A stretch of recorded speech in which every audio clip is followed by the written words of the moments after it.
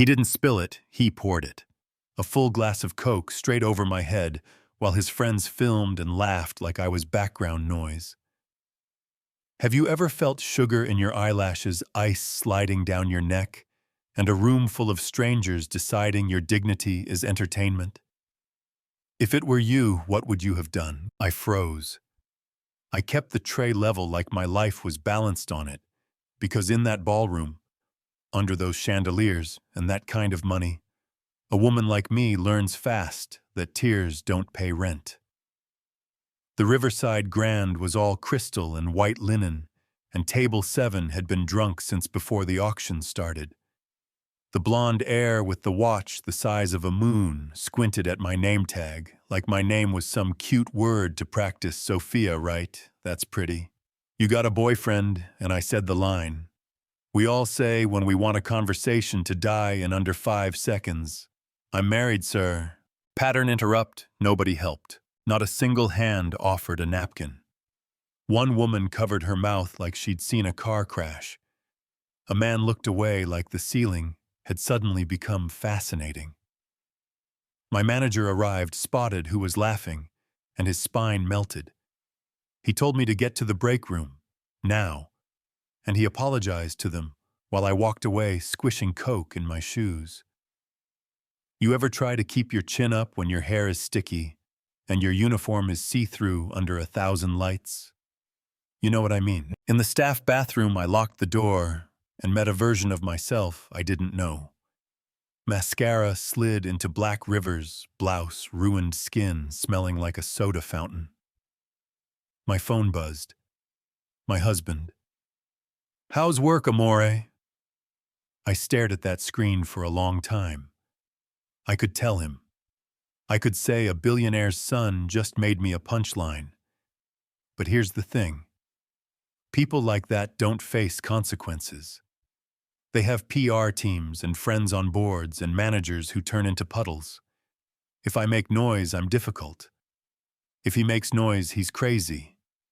So I typed "Fine home" by midnight. Love you. I put the blouse in a trash bag, changed into the spare, and finished my shift with hands that shook only when I wasn't carrying something. If it were you, would you have told your spouse right, then told the manager to shove it, thrown the glass back, and taken the firing? Or would you have done what I did and survived the night one table at a time? Here's what I didn't know. Marco, a quiet kid from the kitchen who can carry a stack of plates like a circus trick, had filmed the last 23 seconds, enough to catch the laughter, the pour my face going still as stone. At 5:47 a.m., he sent that clip to a number he got from a cousin who once moved a pallet for a man named Luca, who works for a contractor named Dante, who happens to eat breakfast in my kitchen every morning. My husband. People think power is loud. Black SUVs, sunglasses indoors. That's a movie. Real power drinks espresso in a faded t-shirt, fixes the downstairs radiator himself, and reads 3 newspapers like he's checking the weather in 3 languages. When my husband watched that clip, he didn't slam the table or shout. He went very quiet. The air changed the way it does when a storm is about to roll over the river. By sunrise, a handful of men with normal faces were sitting under humming lights in a warehouse in Red Hook that officially stores restaurant equipment. My husband stood at a whiteboard in jeans and work boots and wrote 4 words like he was laying rebar into wet concrete. Contracts, permits, financing, reputation. No one touches the kid, he said. No bravado, no heat. We're not in the bat-swinging business. We're in the consequences business. Meanwhile, I was still working double shifts. I didn't say a word to him, and he didn't say a word to me. But the city started to tilt. Day 2 before dawn, a project manager at Hudson Yards woke up his boss with a nightmare wrapped in logistics. The entire cement fleet out of Jersey had sudden transmission failures. All of them, at once. Mechanics swamped. No pour at 6. No pour this week. Penalty clauses don't cry. They just apply. An hour later, steel for a Tribeca project got stuck behind a traffic incident that the department never logged. By noon, union time cards were being signed on sites that couldn't swing a hammer. If you've ever tried to hold 6 plates and felt the first one slide, then suddenly all of them are following it down, that was Marlowe Group on a Wednesday. Why not just switch suppliers, you might ask? Pay more, go around, call in favors. They tried. But this is New York. The bones of the city belong to people who own quarries and trucks and schedules and labor. My husband has a hand in those bones. He builds the foundations. In this town, whoever owns the foundation owns the sky. Stick around because what happened next will blow your mind. By afternoon, a niche development blog with a habit of being early by a week started asking questions. A banker used the phrase portfolio risk, like a man checking a smoke detector. Their stock slid a few points. Not a cliff, a slow bleed. A PR release from that family floated down like perfume over a trash can. Unfortunate incident, preliminary investigation, employee behaved unprofessionally. And if you've ever been gaslit by letterhead, you know exactly how that sentence feels on your skin. Yeah, that happened. Here's the twist that flipped the board. When my husband watched the clip for the 3rd time, he paused at second 12 and zoomed the background. 10 feet behind the laughing heir stood an older man with gray at the temples, holding a drink, talking to a donor, pretending not to see me. That man was already my husband's business partner. Not with handshakes on camera. Through shells and intermediaries and clean invoices. A relationship built on his need for cement that doesn't arrive late, and my husband's need for money that looks legitimate by the time it hits a bank. They'd met twice in neutral places, nodded across paperwork, split profits from 3 projects. The arrangement worked because both sides stayed invisible. The moment my husband recognized him standing there watching and doing nothing, the storm got a name. This wasn't about a spoiled son anymore. This was about a father who saw humiliation and chose silence, then signed a press release that blamed the woman in the apron. You can argue business is business. My husband believes business is personal if you make it personal. And they did. Day 3 city offices started discovering passion. An environmental reviewer remembered a protected bird. A zoning variance met a brand new committee that loves traffic studies. A council member wanted a public hearing ASAP. Bureaucracy isn't boring when it is squeezing your timeline. It's a python. Slow, polite, very sure. Investors called from 3 time zones. A bank whispered about milestone clauses. Numbers twitched. That family started to understand that a story about a waitress could move markets if you attached it to construction schedules and cash flow. Then my husband pulled a lever. Most people don't know exists. Shell companies with names that sound like golf courses asked a handful of banks if they were interested in offloading some construction debt. Nothing dramatic, just portfolio rebalancing, 90 cents on the dollar here, 85 there. By noon, more than $200 million in loans had changed hands. On paper, nothing changed at the job sites. In reality, a man in jeans in Brooklyn could now decide whether those loans breathed easy or hyperventilated. In 48 hours, their developer had become a debtor, and the oxygen mask they needed was in a plain office above a loading dock. If it were you, would you have gone to the press and begged the court of public opinion, or would you have called the man who controls your cement and asked for a meeting? Which door looks less terrifying when the walls start moving? They asked for a meeting. My husband picked the location, our office 2nd floor windows that need scrubbing. No view, no stage. He sat behind a metal desk that wobbles if you lean too long, wore a work shirt that still had chalk on the sleeve, and waited. They came. The father who likes to see himself in glass reflections, and the son who still smelled like a club. Luca stood by the door.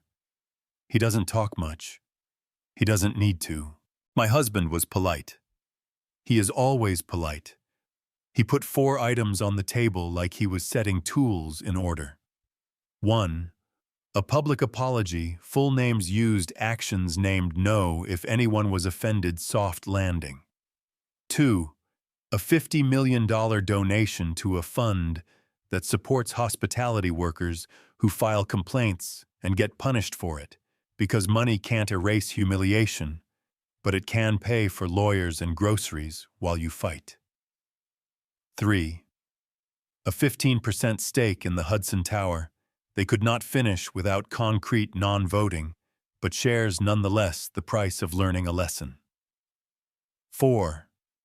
The sun goes quiet for as long as it takes, no galas, no microphones, no accidental cruelty in tuxedos.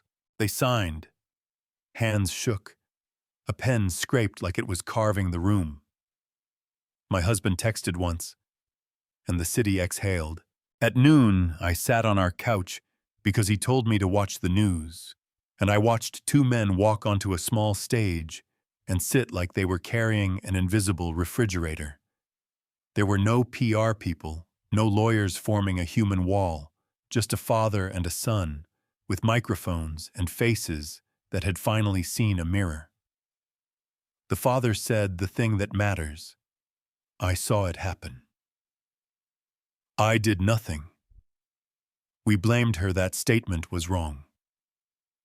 He didn't hide behind words like incident or misunderstanding. He said wrong. The son said the other thing that matters. I thought it was funny because I don't see people who serve me as real. His voice cracked on real. The room was quiet the way rooms get when truth walks in with muddy work boots. Reporters asked if the apology was about money, about stock, about banks. The father said both. We are paying consequences, and also we were wrong. And for once I didn't feel like I was being fed a PR sandwich. The donation was wired before the live stream ended. The stake moved the next morning. By late afternoon, union crews were back on ladders. A wetland bird discovered a new block. It loved a banker stopped hovering over a clause and decided not to press send. The city started to sound like itself again. Trucks, shouts, steel lunch carts on corners. Pattern interrupt, the comments flipped. You could feel it through a screen. People who don't agree on anything agreed that this looked like accountability with a price tag. Some called it extortion in a hard hat. Some called it justice with a calculator. Do you think that's fair? I want to know, because I have opinions and also questions. What I know is this: apologies without consequences are coupons that expired yesterday. They feel nice. They don't buy bread. That night I went back to work. You should have seen the staff when I walked in. A clap that wasn't for a camera, not loud, just steady, a rhythm that said, "We saw you, we believe you, we're here." The manager came red-faced and stammering and told me he should have stood between me and that table. He was right. A woman at table 7 left a note with her tip. Dignity matters. Thank you for reminding people. I put it in my apron where my hand could find it when a guest snapped fingers like they were closing an app. At home, after dishes, after the news loop had run the clip into a groove on the floor, I asked my husband how it happened. He said the same line he'll say until he dies. I reminded them who builds their foundations. He doesn't brag. He doesn't confess. He believes the cleanest power is the kind that leaves bones unbroken and timelines corrected. He kept the debt anyway. Insurance, not a threat. A reminder that respect is not a one-time event, it's a practice. They mess up again, the oxygen valve remembers how it works. Weeks later, the son's Instagram faded like a party flyer in the rain, nothing new to see. He started showing up to an office with no windows and learned the usefulness of being invisible when invisibility isn't a joke. The father kept his monthly appointment at the brick building with the peeling sign. He arrived on time, no entourage. They reviewed schedules and prices, and no one raised their voice. Maybe he sees the city differently now. Cranes as promises, not toys. Maybe not. But when he left the first time, he shook Luca's hand like he meant it. If it were you, would you call what my husband did fair, or would you say it's just a different kind of power saving the day for its own? Here's the part that keeps me honest. If I were alone with my apron and my rent, and a manager who shrank at rich laughter, would there have been an apology at a podium, a donation that big a stake in a tower that touches clouds? Probably not. That's the uncomfortable truth underneath the satisfying ending. The world bends when someone with leverage leans. It should bend when anyone's dignity is steamrolled. We're not there yet. So I'm asking you to talk to me in the comments the way you'd talk across a diner counter at midnight. Tell me if you think consequences should come with calculators, or if that smells like money laundering to you. Tell me if you've ever been laughed at by someone who thought your name tag made you less real, if you ever swallowed a mouthful of nails and kept going, and what it took to get your dignity back. Tell me if you think my husband was a hero, or just a man who knew where the valves were and used them for a woman he loves. Because I keep thinking about that night, about the blonde heir, and the people who chose silence, and the one kitchen kid who chose to hit record. Maybe that's the lesson I carry more than any check cleared or stock stabilized. Sometimes justice starts with a quiet person deciding not to look away. Sometimes justice looks like a man in a work shirt writing 4 words on a whiteboard and then making phone calls. Sometimes justice is 2 powerful men sitting at a table and saying, "We were wrong," into a camera. If it were you, what would you have done? Do you think that's fair? Drop your take below, argue with me, agree with me. Tell me where you're watching from, because I actually do read that, and it makes this big city feel like a neighborhood. Share this with someone who needs the reminder that respect isn't extra credit. And if you want more real stories, messy human, no PR, hit subscribe, stick around. The next one might blow your mind.